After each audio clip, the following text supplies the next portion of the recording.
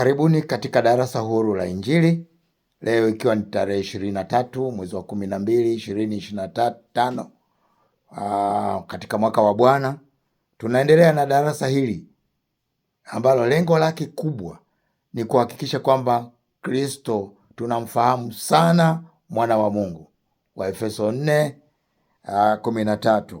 Lakini jambo lingine, lengo lingine, tunatakiwa kusoma neno la Mungu na kulijadili kila siku, hasa Agano Jipya, ili kukua katika neema na katika kumjua Bwana wetu Yesu Kristo.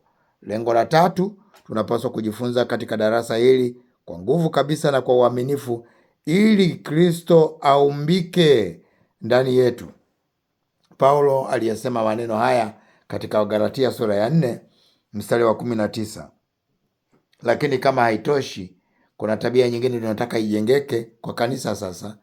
Katika Matendo ya Mitume sura ya 17 mstari wa 10 hadi wa 11, ambao tunaona kuna tabia ya watu wa Beroya. Wao pamoja na kuipokea injili ya Paulo, lakini walitafakari au walifuatilia yale ambayo Paulo aliyazungumza. Waliyafuatilia katika maandiko kila siku, ili waone kwamba alichokisema Paulo ndivyo kilivyo. Kanisa limekuwa limekipokea mafundisho mbalimbali potofu, na limekuwa likipokea kama dodoki. Dodoki ukilitumbukiza kwenye maji linanyonya tu kila kitu, na Wakristo wamekuwa wakipokea mafundisho hayo kama dodoki. Muda wake umekwisha. Sasa tunataka kusimama katika injili ya kweli, injili ya huru kama ilivyo kwenye Biblia. Lakini pamoja na mafundisho hayo, ni lazima kupata muda wa kuyachunguza maandiko aliyofundisha Kimweri na watumishi wengine. Je, ndivyo yalivyo au wameongeza cha kwao? Kama kuna kilichoongezwa cha kwao, haya mafundisho sio sahihi. Leo tunaendelea na darasa letu ambalo linapatikana katika TV ya Mwalimu Kimweri, Mwalimu Kimweri TV. Ukienda kwenye YouTube unapata haya mafundisho ya kutosha kabisa. Lakini mwisho wa somo hili usisahau kusubscribe, kushare, kucomment na kulike, ili mambo mengine yaweze kuendelea vizuri. Leo nataka tujifunze kitu cha muhimu sana, kazi ya msalaba. Najua haya ni majira ya maajirio, tunataka kukumbuka kuzaliwa kwa Yesu Kristo, lakini nataka kuwarejesha kwenye kazi kubwa ya msalaba. Kumbuka neno linalotuongoza ni Wakolosai sura ile ya 1 mstari wa 13, kwamba naye alituokoa kutoka kwenye nguvu za giza, akatuhamisha, akatuingiza katika ufalme wa mwana wa pendo lake. Tunaona kazi ya kuokolewa, kazi ya ukombozi aliyofanya Bwana Yesu pale msalabani. Kufa kwake na kufufuka kwake kulikuwa na maana kubwa sana. Alitununua, alitulipia deni, dhambi zetu zote zilifutwa. Ndiyo maana hakuna mwokozi mwingine duniani anayeweza kuokoa mwanadamu, anayeweza kusamehe dhambi. Ni Yesu Kristo peke yake, na mstari huu unatupa ushahidi. Somo la leo lina kichwa cha habari kinachosema kazi ya ukombozi katika Kristo Yesu ni mabadilishano ya mambo mengi. Kazi ya Yesu Kristo alivyokufa pale msalabani ilikuwa ni mabadilishano. Kumbuka, Yesu alivyokufa msalabani alichukua dhambi zetu, akatupa utakatifu wake. Tulibadilishana, na tutakwenda mambo mengi. Tutaona pia jambo lingine la utajiri na umaskini. Kuna andiko linasema Yesu alipokufa msalabani alichukua umaskini wetu, sisi akatupa utajiri wake. Kwa hiyo kuwa maskini katika dunia hii kama Mkristo, kama kanisa, ni dhambi kama dhambi nyingine. Kama kuna watu wanashindwa kuacha dhambi, ndio maana pia kuna watu hata baada ya Yesu kufa, ndio maana kuna watu ambao pamoja na Yesu kufa msalabani kuchukua umaskini wetu, bado wameng'ang'ania kuwa katika umaskini. tutaona mibadilishano mingi, lakini leo nataka tuone mbadilishano wa dhambi. Alichukua dhambi zetu akatupa haki yake, alichukua dhambi zetu akatupa utakatifu wake. Tunaongea hii inaitwa ni divine exchange. Kazi ya msalabani ni divine exchange. Ukristo ni kupokea divine exchange. Usipobadilishana na Yesu kitu, bado Ukristo haujakaa vizuri. Lazima uwe na uhakika kwamba umetubu, amechukua dhambi zako, amezibeba dhambi zako na amekupa utakatifu. Divine exchange. Kazi ya Yesu Kristo msalabani ilikuwa ni mabadilishano. Kumbuka hilo, ilikuwa ni mabadilishano. Kuna mambo amechukua, kuna mambo ametupa. Yesu alibeba mabaya yetu na kutupa mema ya Mungu. Tulibadilishana. Yesu alibeba laana zetu akatupa baraka zake. Tulibadilishana. Yesu alichukua umaskini wetu akatupa utajiri wake. Tulibadilishana. Yesu alichukua chuki zetu akatupa upendo wake. Tulibadilishana. Kwa hiyo kama Mkristo, kama kanisa, unapotubu, unapomwendea Yesu, lazima ujue. Na kama unakumbuka katika maneno 7 aliyoyasema Bwana Yesu pale msalabani, neno la kwanza alisema Eloi, Eloi, Eloi, lama sabakthani, yaani Mungu wangu, mbona umeniacha? Wakati anachukua dhambi zetu wanadamu, dhambi ya dunia, dhambi za ulimwengu wote, wakati anazichukua, Mungu alijitenga naye. Kwa mara ya kwanza Yesu ana experience kuachwa na Mungu. Anatoa machozi kwamba Mungu umeniacha. Na Mungu anasema nimekuacha kwa ajili ya dhambi unazozibeba. Alibeba dhambi yako, alibeba dhambi yangu. Kifo cha Yesu ni kubeba. Ndio maana Biblia inasema mahali pengine, neno la msalaba kwa wanaopotea ni upuuzi, lakini kwetu sisi ni nguvu ya kuokoa, ni nguvu ya wokovu. Watu wengine haijalishi watasemaje kwa habari ya wokovu, haijalishi wengine watasemaje kwa habari ya Yesu Kristo, lakini sisi tunamjua tunayemwamini, tunamjua Yesu Kristo, kwamba yeye kwa kazi ya msalaba ametusaidia kuchukua dhambi zetu na kutupa haki yake. Tunasoma maneno haya katika Wakorinto wa pili sura ya 5 mstari wa 21. Hapa huu mstari unafafanua vizuri vipengele kimaandiko kwamba Yesu Kristo kufa kwake pale msalabani ni kwa ajili ya dhambi zetu. Tulibadilishana. Wakorinto wa pili 5:21, neno la Mungu nasema hivi: yeye Yesu, yani asiyejua dhambi, alimfanya kuwa dhambi kwa ajili yetu, ili sisi tupate kuwa haki ya Mungu ndani yake. Paulo anaeleza hapa kwamba Yesu ambaye hakujua dhambi, Yesu ambaye hakutenda dhambi, alipewa zigo la dhambi zetu sisi. Alivyozichukua dhambi zetu sisi, yeye Yesu akatupa haki yake. Tunaposema kwamba sisi tunahesabiwa haki bure, ni mistari inayothibitisha ule mbadilishano mtakatifu, ile divine exchange, kwamba Yesu ambaye hakujua dhambi, hakutenda dhambi, alipewa zigo la dhambi zetu sisi, halafu sisi tukachukua haki yake. Ndio maana nasema kwamba kazi ya msalaba ni ya mbadilishano. Yesu tulibadilishana naye, alichukua dhambi zetu na sisi tulichukua utakatifu wake.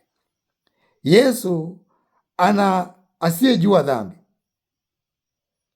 alifanyika kuwa dhambi. Nataka uone vipengele viwili vilivyopo kwenye huu mstari wa Korinto wa pili 5:21, kwamba Yesu asiyejua dhambi alifanyika kuwa dhambi. Pili, tukachukua sisi haki yake, tukawa ile haki yake akatupa sisi, zile dhambi zetu akazibeba yeye mtini. Kwa hiyo tunaweza tukasema kwamba Yesu asiyejua dhambi, Yesu aliyeishi bila dhambi yoyote, alichukua dhambi zetu sisi pale mtini. Tunasoma katika Waebrania sura ya 4 mstari wa 15. Neno la Mungu linasema hivi: kwa kuwa hamna kuhani mkuu asiyeweza kuchukuliana nasi katika mambo yetu ya udhaifu, bali yeye alijaribiwa sawasawa na sisi katika mambo yote, bila kufanya dhambi. Biblia inatuhakikisha kwamba Yesu katika maisha yake yote hapa duniani, kwa lengo la kutukomboa, hakufanya dhambi.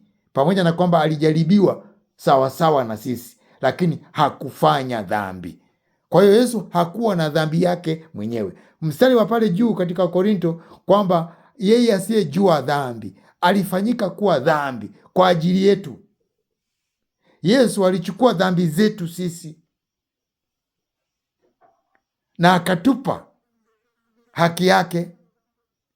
Kumbuka kichwa cha somo cha leo ni kwamba kazi ya msalaba ni ya mbadilishano. Unapookoka, hakikisha umebadilishana na Yesu. Umempa dhambi zako, hakikisha anakupa haki yake. Usiseme tu kwamba mimi hapana, nimetubu dhambi, ukaishia hapo.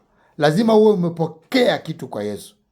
Kuna kitu Yesu anakipokea kutoka kwako kibaya, lakini kuna kitu chema Yesu anakipokea kutoka kwake.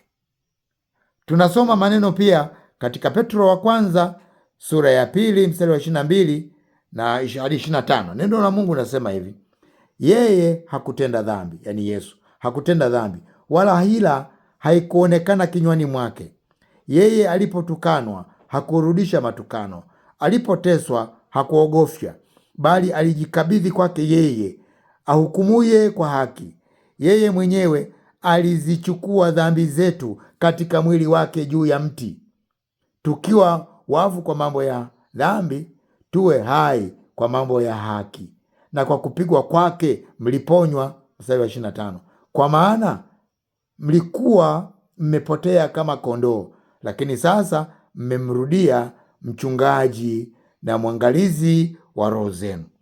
Mistari hii inasema wazi kabisa kwamba yeye Yesu hakuwa na dhambi, lakini mstari wa 24 anasema yeye mwenyewe alizichukua dhambi zetu katika mwili wake. Kumbuka ukisoma katika Yohana sura ya 1 mstari wa 29 kwamba Yesu alikuja kuziondoa dhambi ulimwenguni, na kila anayemwamini dhambi zake zote zinaondolewa. Kuna tenzi moja inasema, dhambi zangu zote wala si nusu, zimewambwa pale msalabani, wala sichukui laana yake, ni salama rohoni mwangu. Ni mstari ni ubeti mzuri sana ambao unathibitisha kwamba dhambi Yesu akichukua kwa mwanadamu hachukui nusu, na akichukua dhambi, laana haina nafasi. Mwenye laana ni yule mwenye dhambi, na huwezi ukamwamini Yesu na ukabaki na dhambi, kwa sababu ukitubu Yesu anachukua dhambi, anakupa haki, unahesabiwa haki bure. Kwa hiyo tunaona hapa Yesu hakutenda dhambi, moja. Pili, Yesu mwenyewe alizichukua dhambi zetu katika mwili wake juu ya mti. Yesu alizichukua. Kuna kitu Yesu amechukua. Kazi ya msalaba ilikuwa ni kuchukua mzigo wetu wa dhambi na kutupa baraka zake. Hakuwa na dhambi, lakini ili kutusaidia, baada ya kugundua kwamba mwanadamu anateswa na utumwa wa dhambi, Yesu akaja, akazaliwa, akaishi, akafa msalabani na kufufuka kwa ushindi kwa ajili ya lengo moja kubwa, kutafuta na kuokoa kilichopotea. Kwa lengo moja kubwa, kuchukua dhambi zetu. Kwa hiyo kung'ang'ania dhambi zako ni dhambi kama dhambi nyingine. Dhambi zako usimfiche Yesu, mwambie kwamba hapa pamenishinda, nisaidie. Ndio kazi yake, ndio maana kaja duniani. Na akishazichukua dhambi zako katika ile divine exchange, atakupa haki, atakuhesabia haki, utakuwa mtakatifu. Maana Biblia inasema watakatifu walioko duniani hao ndio walio bora. Kitu kingine ni kwamba ili sisi tuweze kuwa hai kwa mambo ya haki, hiyo haki tunaipata kwa Yesu. Hiyo haki tunahesabiwa haki, neno la kimahakama hii, tunahesabiwa haki baada ya dhambi zetu kuchukuliwa na Yesu. Yesu anachukua dhambi zetu katika mwili wake, katika mti, halafu sisi anatupa haki. Tunahesabiwa haki, tunazaliwa mara ya pili, tunakuwa watoto wa Mungu. Nasema hata tazama ni pendo gani alilotupa Baba, kwamba tuite wana wa Mungu. Na ndivyo tulivyo. Sisi ni wana wa Mungu hata kama dunia haitaki. Sisi ni wana wa Mungu hata kama dunia inachukia.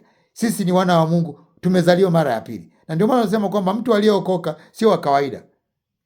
Mtu yeyote aliyeokoka sio mwanadamu wa kawaida, kwa sababu yeye kazaliwa mara mbili.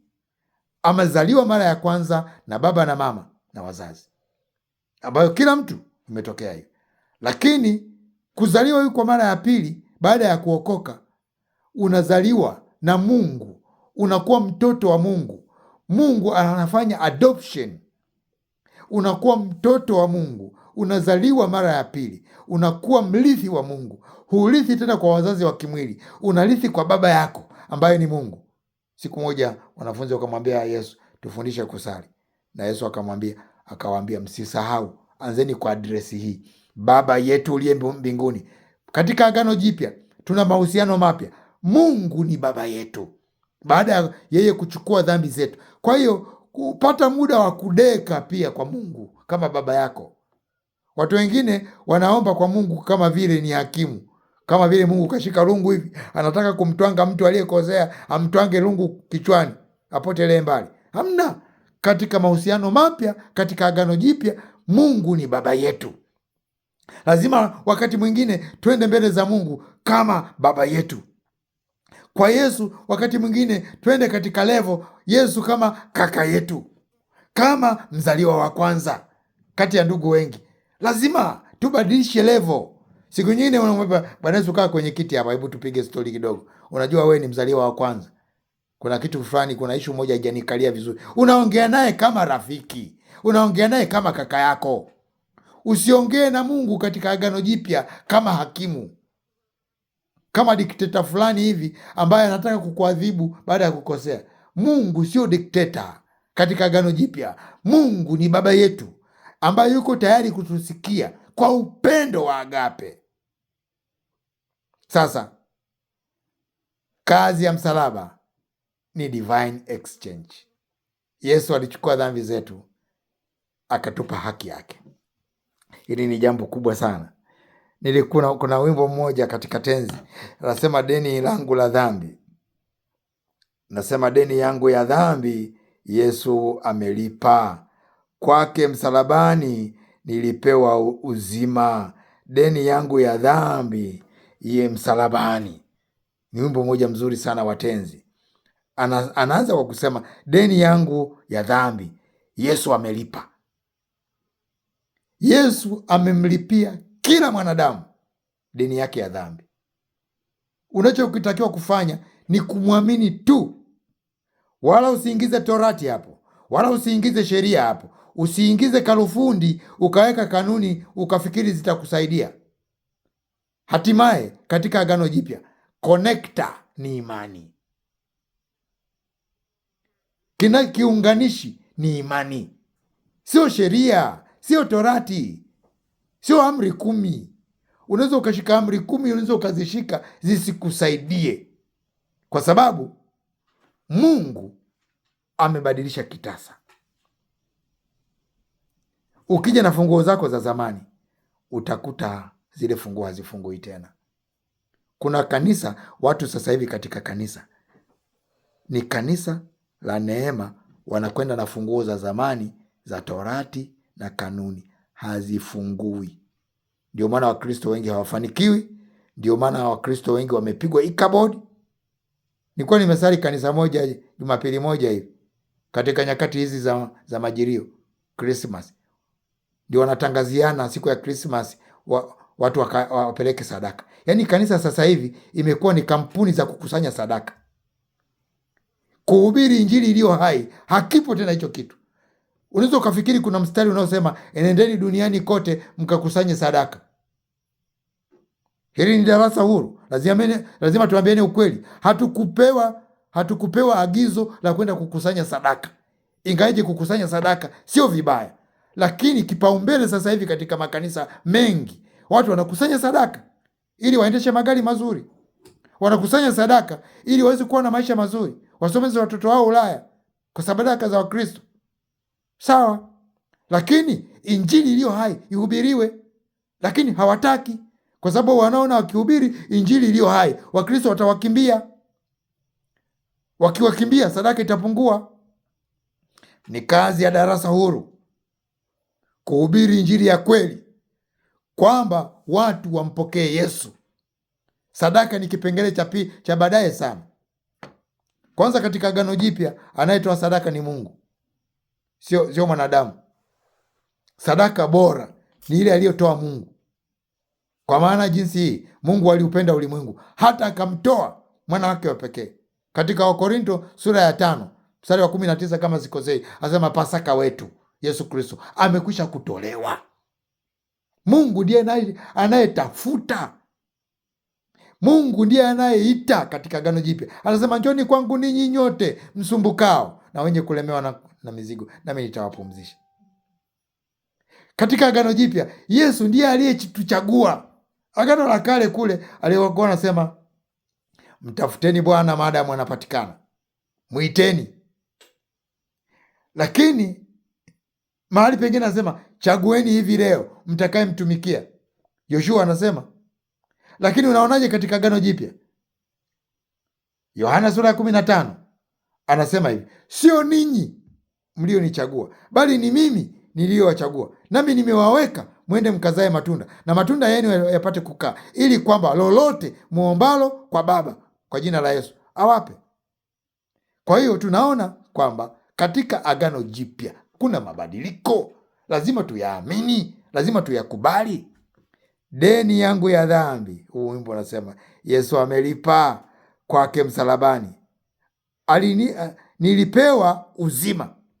Unaona hata katika huu wimbo, katika itenzi, kwamba Yesu amelipa deni, kachukua dhambi, halafu nimepewa nini? Uzima. Tunaona divine exchange inaonekana hata katika huu wimbo. Yesu alichukua utumwa wetu wa dhambi, akatupa uhuru. Yesu alifanyika dhambi kwa ajili yetu. Haimaanishi kwamba Yesu alitenda dhambi, bali dhambi zetu ziliwekwa juu yake, ziliwekwa juu ya mwili wake pale msalabani. Alihesabiwa kwamba yeye ana hatia kwa niaba yetu. Tunasoma hivi katika Isaya 53 mstari wa 5.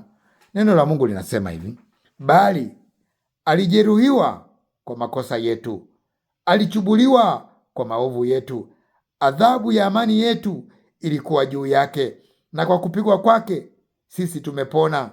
Sisi sote kama kondoo tumepotea, kila mmoja wetu amegeukia njia yake mwenyewe, na Bwana ameweka juu yake maovu yetu sisi sote. Umeona? Mungu ameweka maovu yetu yote juu yake Yesu. Ameweka. Sio kwamba ni mtenda dhambi. Alijeruhiwa, alichubuliwa, uovu wetu ulikuwa juu yake, kwa kupigwa kwake tumepona sisi. Inaonyesha divine exchange. Petro wa kwanza sura ya 2 mstari wa 24, neno la Mungu linasema Yeye mwenyewe alizichukua dhambi zetu katika mwili wake juu ya mti, tukiwa wafu kwa mambo ya dhambi, tuwe hai kwa mambo ya haki. Kwa kupigwa kwake mliponywa. Tena anatumia mli. Kwa wale wanaojua Kiswahili, mli hakusema mta, alisema mliponywa. Maana yake ni tendo ambalo limeshafanyika. Kazi yako wewe ni kuamini tu. Alizichukua dhambi zetu sisi katika msalaba, ili sisi tupate kuwa haki ya Mungu ndani yake. Tunapaswa kumwamini Yesu Kristo ili tuweze kuhesabiwa haki mbele za Mungu, si kwa matendo ya sheria, si kwa kushika Torati, bali ni kwa neema yake. Ni kwa neema. Wakati huu ni wa neema. Tunasoma Warumi sura ya 3 mstari wa 22. Neno la Mungu linasema hivi: ni haki ya Mungu iliyo kwa njia ya imani katika Yesu Kristo kwa wote wamwaminio. Maana hakuna tofauti, kwa sababu wote wamefanya dhambi na kupungukiwa na utukufu wa Mungu. Wanahesabiwa haki bure kwa neema, kwa njia ya ukombozi ulio katika Kristo Yesu, ambaye Mungu amekwisha kumweka awe mpatanishi, apate kuonyesha haki yake wakati huu, ili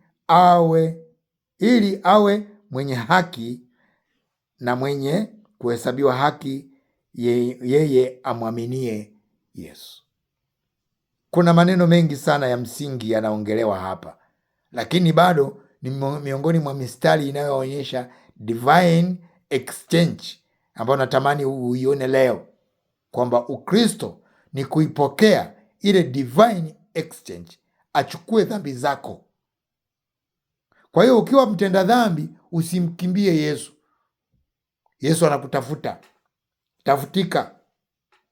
Katika Warumi 5:1 anasema, basi tukiisha kuhesabiwa haki itokayo katika imani, na muwe na amani kwa Mungu kwa njia ya Bwana wetu Yesu Kristo, ambaye kwa yeye tumepata kwa njia ya imani kuifikia neema hii ambayo mnasimama ndani yake, na kufurahi katika tumaini na utukufu wa Mungu. Tunapokea kuhesabiwa haki kwa imani, kwa kumwamini Yesu, kwa kuwa na uhakika naye, kwa kazi ya msalaba aliyoifanya. Kwa kifupi, tunaweza tukasema kwamba hapa kuna mbadilishano wa ajabu sana katika Ukristo. Dhambi zetu zinakuwa juu ya Yesu, halafu haki yake inakuwa kwetu sisi. Nitamani uone huo mbadilishano, kwamba dhambi zetu zinakuwa juu ya mwili wake yeye, na ndicho kinachotokea. Na tunaposema atakao kumwamini Yesu, lazima ukubaliane na hii divine exchange. Kama unamwamini Yesu, hii divine exchange lazima uiamini, kwamba yeye dhambi zetu alizichukua ili haki yake iwe juu yetu. Ndio maana Yesu alisema mahali pengine, haki yenu isipozidi haki ya Mafarisayo na Masadukayo, hamuwezi kuingia katika ufalme wa Mungu. Na ni kweli, haki tunayopewa baada ya kumwamini Yesu Kristo ni haki bora, ni haki kubwa ambayo hailinganishwi na haki ya Mafarisayo. Usipoikubali kuipokea hiyo haki kwa kumwamini Yesu baada ya kutubu dhambi zako, ukitubu dhambi zako, unamkabidhi Yesu dhambi zako, na Yesu anakupa haki. Mungu akiangalia kule mbinguni, anakuona wewe huna dhambi hata moja. Tunaona katika Wakorintho wa pili tena sura ya 5 mstari wa 21 anasema, yeye asiyejua dhambi, Yesu alimfanya kuwa dhambi kwa ajili yetu, ili sisi tupate kuwa haki ya Mungu ndani yake. Nitaka kurudia uone hiyo divine exchange. Yesu hakuwa ni mwenye dhambi, Mahali pengine aliwahi kuwauliza Mafarisayo, nani anayenishuhudia kwamba mimi nina dhambi? Anyoshe kidole. Hakuna hata mmoja aliyenyosha. Yesu ni mwokozi maalum kwa wanadamu wote. Ni mpango wa Mungu kumwokoa mwanadamu. Yesu Kristo. Ukimkosa Yesu, umekosa kila kitu. Kama wewe unatambua una dhambi, Yesu anakutafuta. Yesu anakuita leo ili ukimwamini akusamehe dhambi zako, ili uweze kuwa kiumbe kipya. Ya kale yamepita, tazama yamekuwa mapya. Yesu hakuwa mwenye dhambi, lakini dhambi ilihesabiwa kwake kwa niaba yetu. Yesu alikuwa dhambi kwa niaba yetu, na kwa sababu dhambi ni mauti, ndio maana Yesu akafa kwa ajili yetu. Lakini siku ya tatu akafufuka kwa ushindi, akiwa ameziacha dhambi kuzimu, ameaziacha kule. Fikiria, ngoja nikufikirishe kidogo. Kuna rafiki yako, kuna mtu anakudai milioni 10. Milioni 10 ni hela nyingi sana. Kuna mtu anakudai milioni 10 na umeshindwa kuzilipa, na kesi imesikilizwa mahakamani na hukumu imetolewa kwamba ufungwe miaka kadhaa na kulipa hilo deni. Lakini ghafla anatokea rafiki yako, anasema hiyo pesa nimeshalipa. Sawa, umehukumiwa, lakini hiyo pesa nimeshalipa. Kule kulipa maana yake amechukua lile deni badala yako, amelipa badala yako. Ndicho kilichotokea msalabani. Yesu, baada ya sisi kuhukumiwa adhabu kwa ajili ya dhambi, Yesu akafa msalabani. Na unajua, kabla hajafanya chochote, baada ya kufufuka, Biblia inatueleza alienda kwa Baba, akaingia patakatifu pa patakatifu, akaenda kuihudhurisha damu yake ya thamani kwa ajili ya ukombozi wetu, kwa ajili ya utetezi wetu. Milioni 10 imelipwa. Habari njema ni nini? Tunaposema injili ni habari njema, tunatangaziwa kwamba deni limelipwa. Deni limelipwa, hudaiwi tena. Dhambi zimelipwa, hudaiwi tena. Yote yamekwisha pale Kalvari. Dhambi zako zote, wala si nusu, zimelipwa. Hiyo ndio maana habari njema. Ndio maana kanisani wanaohubiri habari ya dhambi, kwamba wewe ni mwenye dhambi utaenda jehanamu, hiyo sio habari njema, hiyo ni habari mbaya. Makanisa mengi hayahubiri habari njema, yanahubiri habari mbaya, kunitangazia kwamba mimi nina dhambi. Kwani mimi mwenyewe sijui mpaka uniambie? Kunitangazia kwamba mimi nina dhambi, hiyo ni habari njema. Nataka uniambie mimi mwenye dhambi, Yesu kanifanyiaje ili niende mbinguni. Hiyo ndio habari njema, kwamba pamoja na dhambi zako, ukimwamini Yesu, ukatubu kwa maana ya kuziacha, unasamehewa dhambi zako na unakuwa kiumbe kipya. Ya kale yamepita, tazama yamekuwa mapya. Hiyo ndio habari njema. Sio kuniambia mimi nina laana, hiyo ni habari mbaya.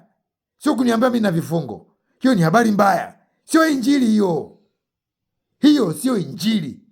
Na watu wameng'ang'ana kweli. Unakuta mtumishi wa Mungu anahubiri hiyo injili mpaka anatoka povu la mdomo, kwamba wewe una laana, wewe umelaaniwa kabisa, wewe una vifungo vya babu, wewe vya mizimu, sio na nini. Yaani ina maana vifungo vya mizimu vina nguvu kuliko kazi ya Yesu ya msalaba.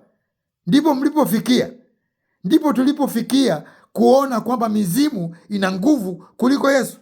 Kweli kweli, kazi ya msalaba ni bure kabisa. Maana usihubiri injili kana kwamba hakuna kilichofanyika msalabani. Watu wengi sana wanahubiri injili zao wanazoziita injili kana kwamba hakuna kilichofanyika pale Kalvari. Wapendwa, kuna kazi kubwa imefanyika pale msalabani. Kuna divine exchange kubwa imefanyika pale msalabani. Hubirini mkijua kwamba mizimu iko chini, laana ziko chini. Siku moja nilisema, mambo yasiyo kuhusu ukijihusisha nayo yatakuhusu. Wakristo wengi sana wanakamatwa na laana kwa sababu wanajihusisha na laana ambayo haziwahusu. Sisi hatulithi tena kwa wazazi wa kibinadamu. Ukiokoka wewe unakuwa mtoto wa Mungu. Katika Warumi sura ya 8 anasema kama wewe ni mtoto, wewe ni mrithi. Tunarithi kwa Baba, kwa Mungu. Tunarithi baraka za Ibrahimu. Haturithi baraka za wazazi wetu waliotuzaa kwa jinsi ya mwili. Sio kwa nini hatuelewani? Roho Mtakatifu atusaidie ili tusiukane Ukristo kwa namna hiyo. Yesu anaokoa. Yesu anasamehe dhambi. Baada ya kusikia neno hili, natamani ni kuongoze sala ya toba.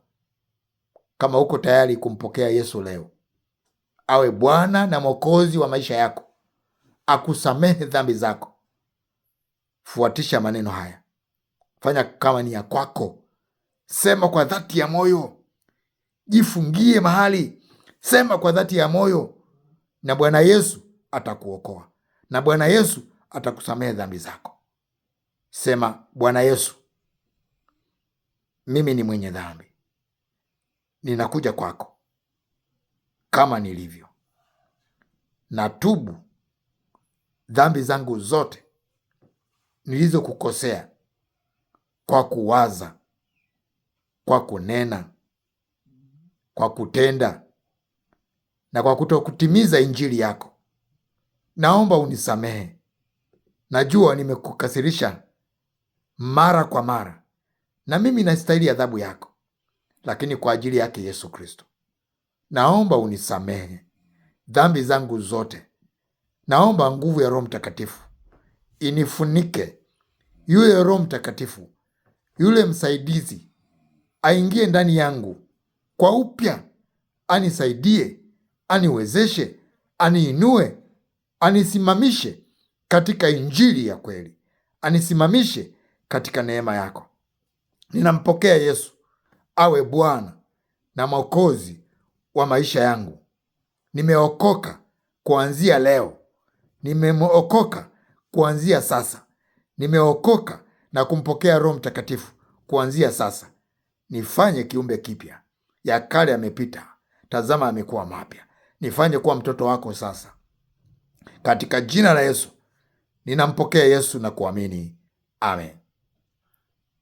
Kama umefuatisha maneno haya kwa dhati ya moyo wako na kuhakikishia kwamba umeokoka, Bwana Yesu hakuhesabu tena kama una dhambi. Mungu akikuangalia anaiona haki ya Kristo ndani yako, kwa sababu dhambi zako Yesu kashazichukua.